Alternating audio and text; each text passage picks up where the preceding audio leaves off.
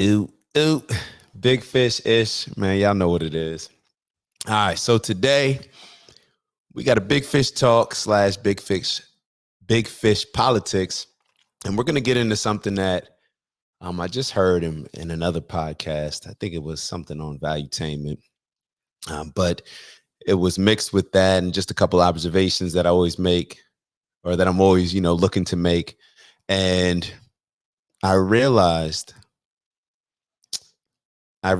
one of the many problems that Black people, the Black community has. And it's one of those things where when you constantly complain about something and you're convinced to complain about something and incentivized to complain about something, and we create this boogeyman. We've created a boogeyman. And when we create such a boogeyman and such a, how can I say it? Like a villain. When you create such a villain and you use that as an excuse for you not being where you are, then that boogeyman, you become a victim of it. You become a victim of whatever it is that you've been complaining about and aligning as or identifying as the reason why we can't get ahead and why we're in the position that we're in right now. And what are we talking about? We are talking about white supremacy. White supremacy, we've heard it probably over the last 10 to 15 years more than previously. And we continue to hear more about it. And I think things have shifted more from the race issues to the overall, I guess, trans agenda and feminist agenda before that. However, there still seems to be this identification of white supremacy as the reason why we can't get ahead, the reason why we are at the bottom statistically in so many different areas. And one of the stats that I definitely want to bring up is this median household income. Now, this came out a while ago. Matter of fact, let me see if I can share the screen. Let me see if I can share the screen with y'all so I don't even have to get off. All right, boom.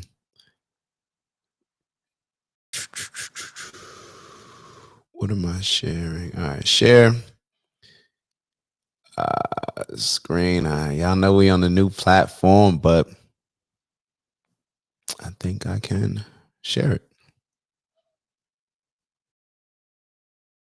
Okay, so if you're looking at the screen, hold on. Boom. All right, I want y'all to take a look at those stats. All right, if you look at those stats, Indian Americans are by far, above anybody else.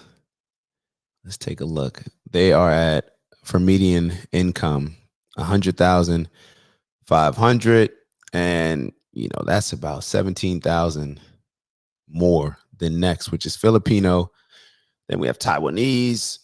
We have, hold on, y'all gotta excuse me. I'm trying to make the screen a little bit bigger. Then we have Sri Lankan, Japanese, Malaysian, Chinese. So we have Indian Americans, and then we have a bunch of different Asian Americans. So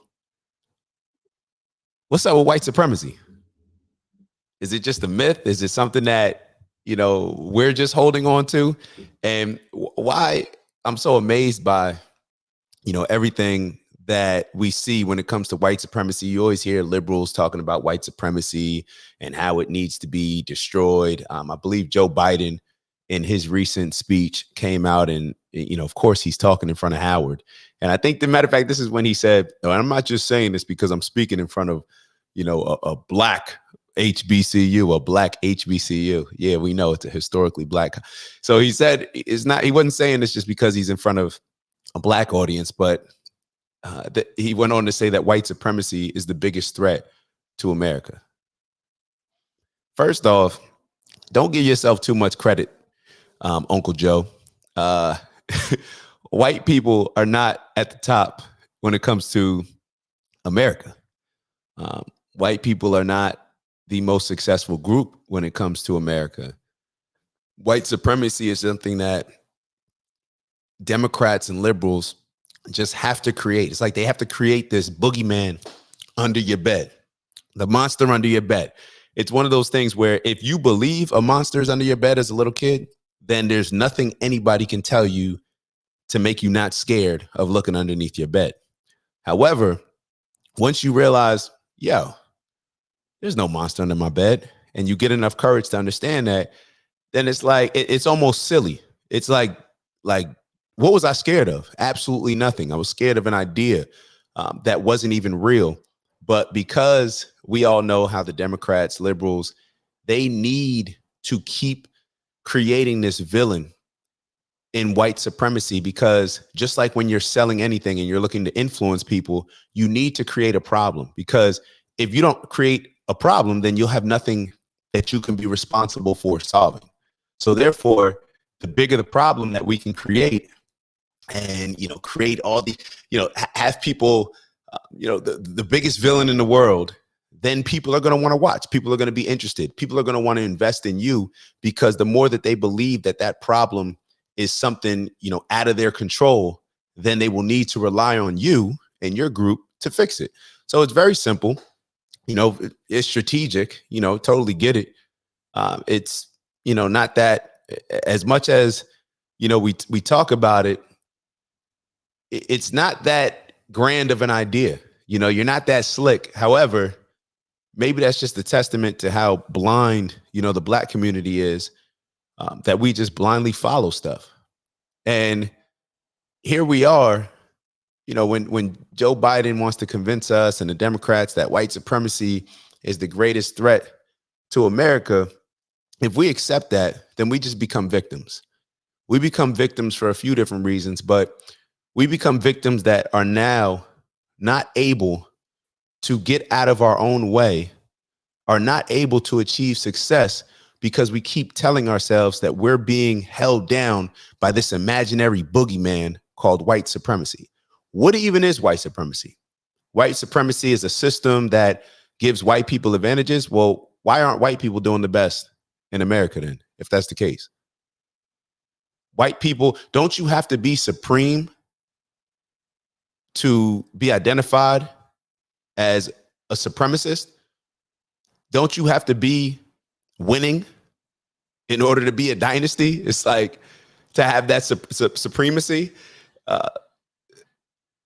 supremacy, whatever. It makes zero sense. And the more that I'm thinking about it, it's so silly, and I'm embarrassed that we've bought into this concept for so long, because it is this made up boogeyman. It's not real. It's the monster underneath our bed that is so childish and laughable when we actually realize what we're being scared of. We're being scared of something that's not real. It's not there. When you look at this list, if you want to create a competitor, that's one thing. Do not create a villain. Do not create something that pretty much you're creating a god in something by believing that it is supreme over you, by believing that I can't achieve something because this is holding me down. You're giving this competitor of yours godlike qualities and a justification for why we're not able to grow and elevate in different areas of our lives. And that's the victim mentality.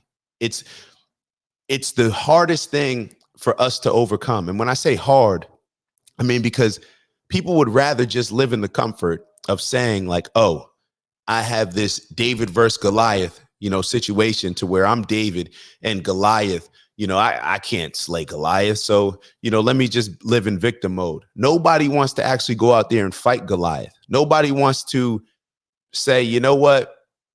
Goliath ain't really that big. It's just that we've been convinced that Goliath was such a monster. We've been convinced that, Goliath, that there was nothing that we could do by ourselves in order to overcome these Goliath-like challenges that we've deemed Goliath. So if white supremacy is the Goliath, who are all the, what are these Indian Americans and what are these, Asian Americans, all these Asian American groups? If I'm competing against somebody, I do not want to set my standard and standards, I should say, based on competing against the person in what place? 1, 2, 3, 4, 5, 6, 7. 1, 2, 3, 4, 5, 6, 7, 8, 9. With the ninth place group. Sorry if I think high, a little bit higher myself. Shoot, white people probably looking at it like, damn, they calling us white supremacy. We ain't even winning.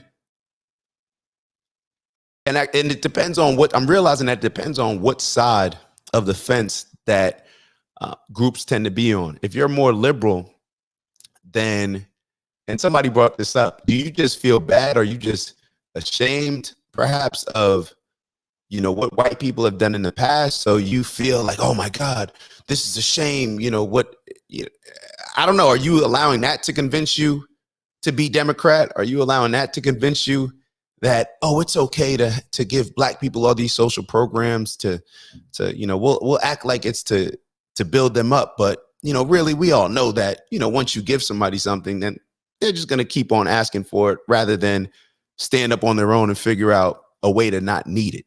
Right? We become reliant, we become content, all these different things. And is that the only difference between liberal whites and conservative whites? Where the conservative whites are, it is what it is. Our ancestors, did certain stuff to put us in certain positions, to give us an advantage, just like, has been done in areas, throughout the world. But we stand on it, and, I'm not going to just try to lose now because of what was done before me. Like, no, I'm going to compete to win. And perhaps we're all confused in America. Perhaps black people are just as confused as white people in America, because as we said before, and as this list clearly identifies, white supremacy where? White supremacy who? White Americans are in the middle of the list when it comes to median household in America. Now, we know that, even as I mentioned the social programs earlier, we know that, most of the social programs are, the white people are beneficiaries of it at an overwhelmingly larger number than when it comes to black people. Black people are much smaller percentage in the States. So those numbers, you can take away what you want from it. However, we have to understand that these numbers are not lying. Indian Americans are winning. Indian Americans are coming here with intent, very, very, very intentional planning, strategies, and what they want to get out of their American experience. They don't let certain things hold them back. Perhaps that's just their culture. They don't come in saying we need, white people to make things fair for us so that way, we can win. They just see the rules, see how the game's played, and figure out the best way to end up on top, to end up the victor. It is what it is. We can sit here and say, oh, well, that's because this happened, and that's because this happened, and oh, they didn't go through slavery. It is what it is. We are where we are. We can sit here and talk about why things are the way they are, or we can try to figure out, not even try, we can figure out how to compete and then how to win. It is very simple. It's very simple. It's very simple when it comes to all this stuff. Not saying that it's easy, but it's simple. It's a mindset.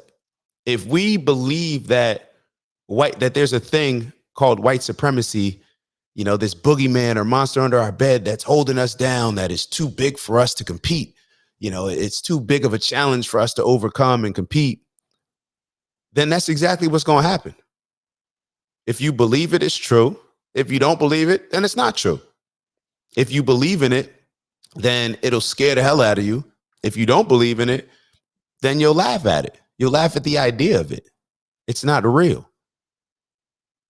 However, when you have a group of people that are constantly going around, when you have Joe Biden giving commencement speeches, talking about January 6th, talking about Charlottesville, talking about young kids and trans rights and gender, all this.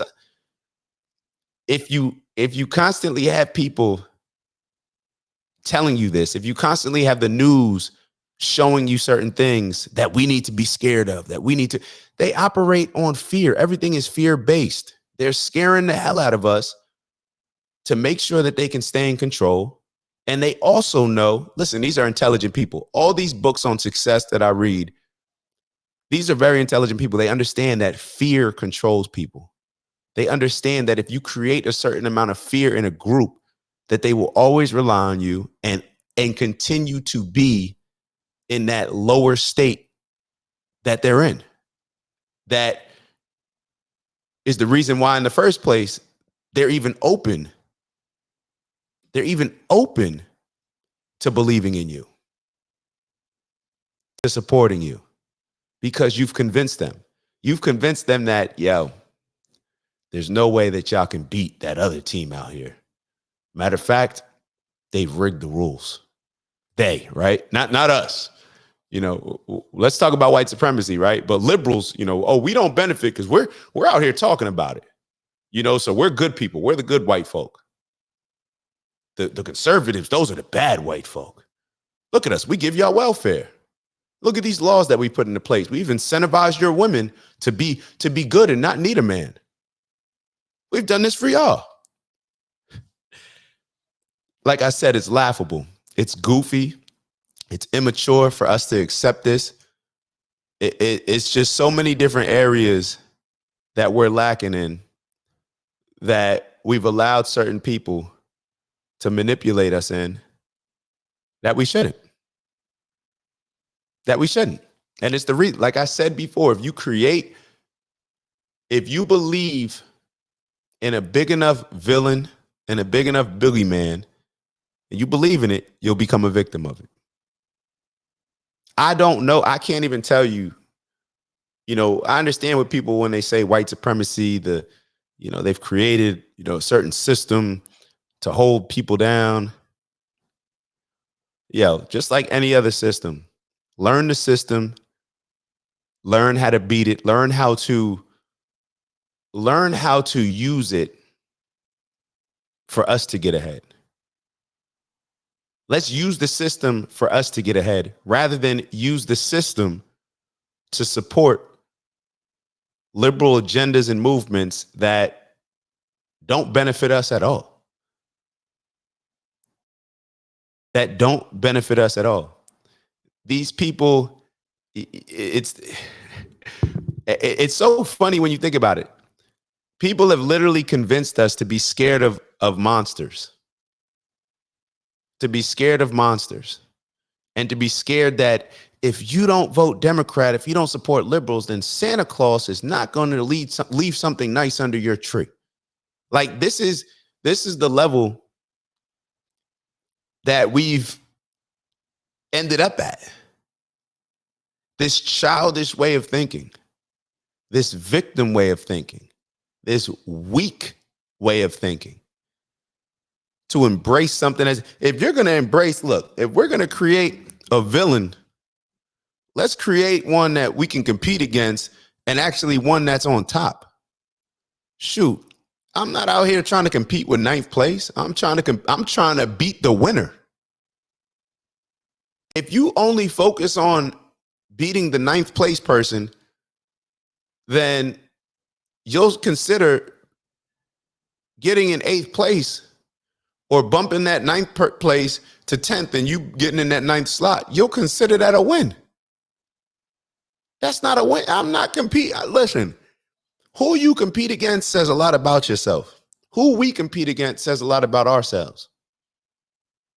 So I'm over here trying to figure out how Indian Americans are winning. I'm over here trying to figure out how 5 or 6 these Asian American groups are winning. I'm not interested in buying into white supremacy. I don't think that it's anything that I can't defeat when it comes to the concept of white supremacy. I don't think that, I think that the monster, the myth of the monster, you know, the bark of the monster is a lot bigger than the bite. We've been convinced that a lion's roar we should be scared of. But this lion is not even the top. And like, imagine the lion is ninth when it comes to the food chain and the king of the jungle. But we're still worried about the lion. I'm not worried about no lion. Lion's got, listen, the lion needs to be worried about the ninth place. If you're in ninth place and I'm in what, 14th, 15th place, then shoot, you need to be worried about the same stuff that I'm worried about. Figuring out a way to win. I don't consider you supreme. I don't. And maybe that's a big reason as to why our country's in the place that our country's in. And maybe that's a big reason why we can never get ahead. We can never get ahead because we've accepted defeat in so many different ways. We've accepted, oh, it's okay if we lose because at least we have a valid excuse built in to say why we lost. I don't know what type of folk we are that move like this, that abide by these rules and principles, but I'm not with it. I'm competing to win, not competing to get a participation trophy for ninth place. I don't want any moral victories. I want success, real success. I'm not interested in moral victories. Well, hey, you were in 15th place. Now you're in ninth place. I'm not interested in that. And I think we all as a community need to be less interested in that. We need to raise our standards. We need to raise our standards because if we're sitting here thinking, still focusing on the boogeyman of white supremacy, bruh, where do we think this is going to lead us to in a year, 5 years, 10 years, 100 years from now? We're going to still be focusing on the same thing. We haven't figured it out. We haven't figured it out a way to compete against this boogeyman that has been a boogeyman for I don't know. You tell me how long. Slavery is one thing. We are not, look, I'm not saying what's right, what's wrong, what's fair, what's not fair. I'm not living, it doesn't benefit me to rationalize the position that we are in as a community because of slavery. It just doesn't benefit. It could be 100% right, but it doesn't benefit me to think like that. So therefore I don't. I'll trick my mind. If you think that that's me tricking my mind, then lying to my mind, then hey, I'm lying. Because if it benefits me to trick my mind into not worrying about or to not godifying, that's a new word, godifying these fake villains and these fake villainous agendas that people are putting up and people are promoting. If it doesn't benefit me, then I'm not worried about it.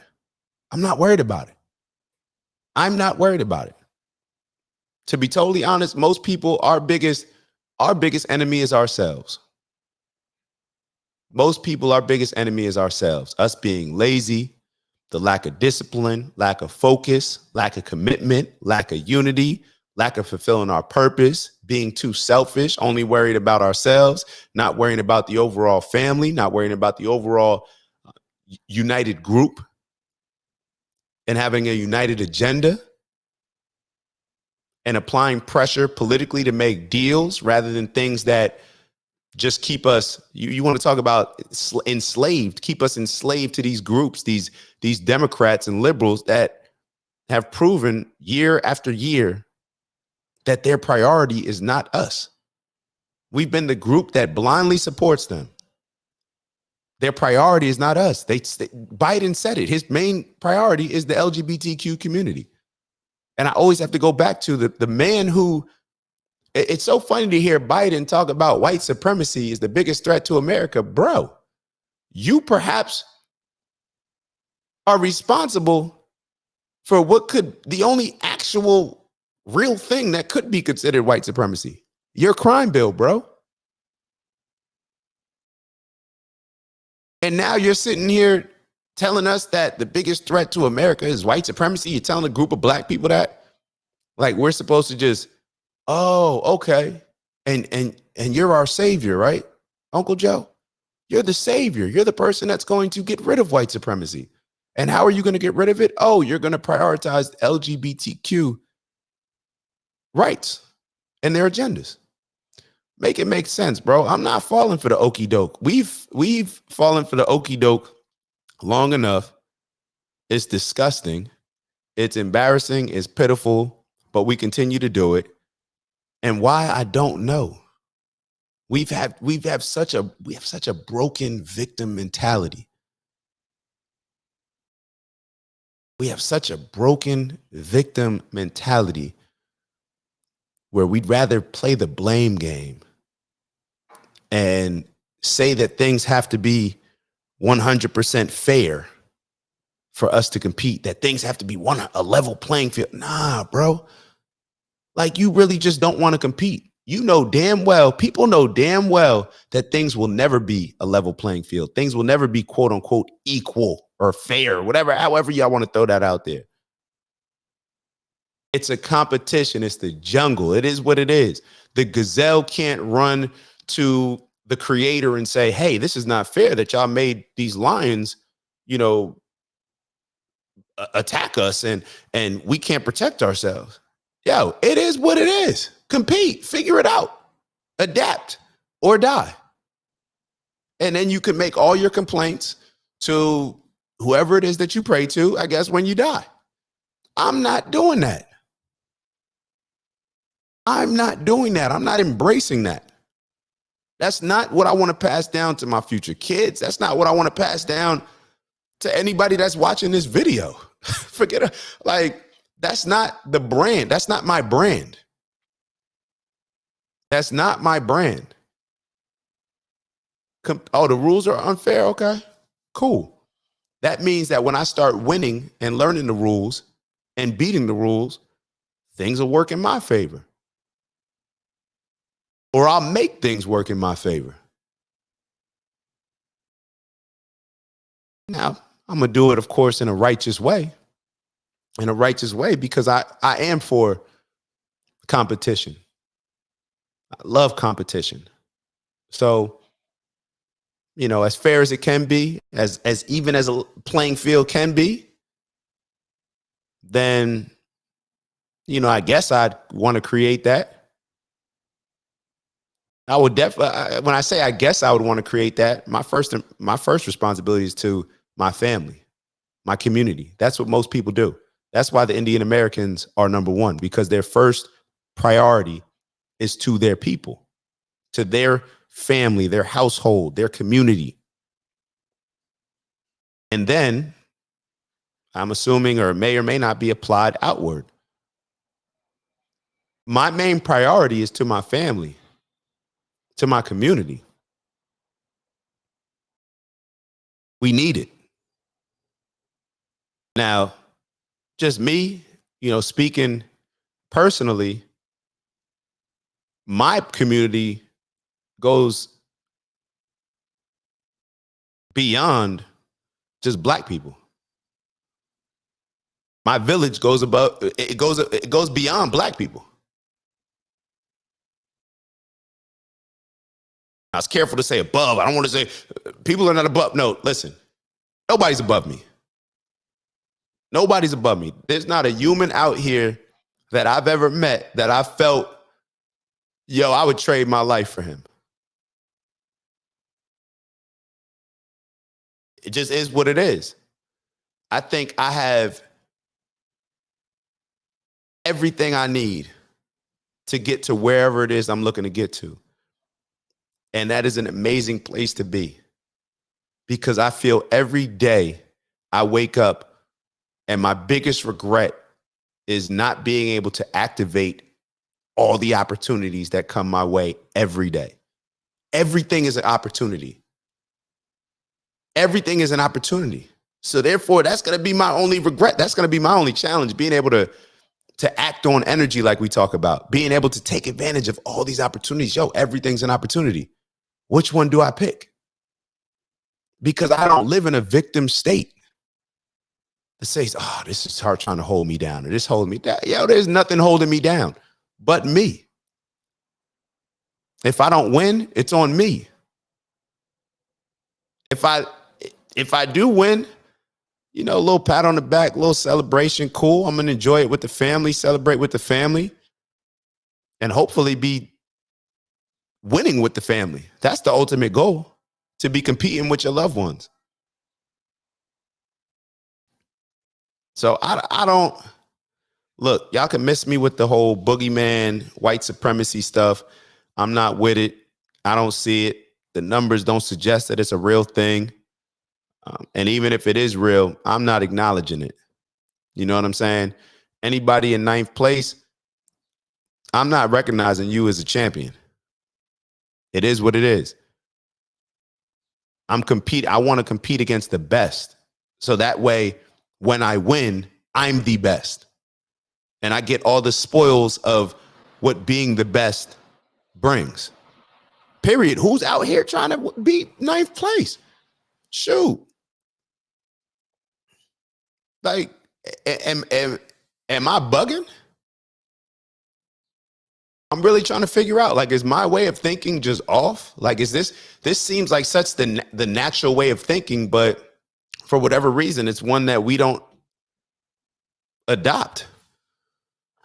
So I'm wondering why. So white supremacy, the big bad boogeyman, the monster under our bed, not for me. Not for me. Indian Americans, the greatest way that I can give you respect for being number one is to come for you. Is to compete against you.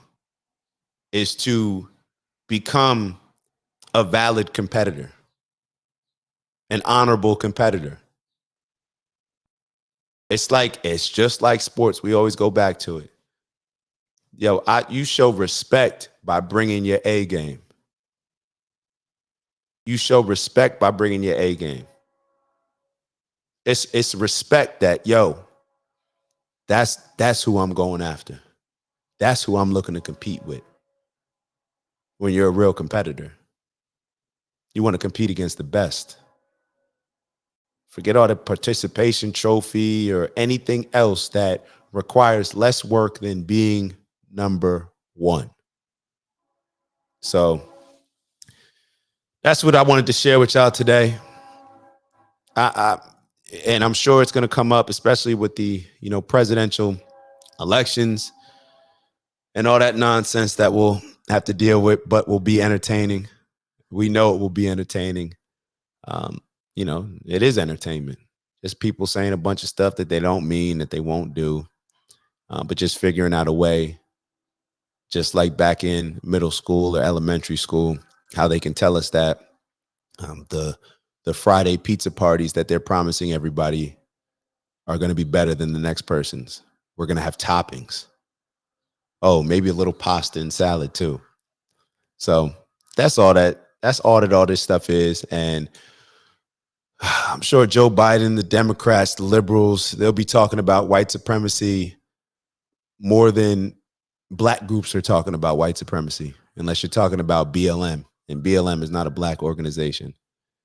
They're not a black first organization. So here we have the main people complaining about white supremacy are white people nowadays. This is where we are. The main people complaining about white supremacy and telling you that you should be scared, telling me that I should be scared of white supremacy, are white liberals. The people whose policies historically, recently, and now continue to keep black people down more than any other policies. It is what it is. All right. So all these social programs continue to keep us down more than any other policies from conservatives or Republicans. Now, like I told y'all, I'm not either. I'm not either. I'm a deal maker. You feel me? I want us to make deals. I look at stuff deal wise. Who can we work out a deal with that's going to put us in the best possible position to win? Who can I make the most favorable deal? And when I say favorable, for my people, for my community, because that's what everybody else does who's winning. All right. I can talk a lot about the LGBTQ movement. However, look, they bullied their way into having Biden come up and say, this is my number one priority. Now, I may not like the morals and principles, that they bullied their way in with, or that makes Biden and the Democrats want to align themselves with the groups and their agendas. But it is what it is.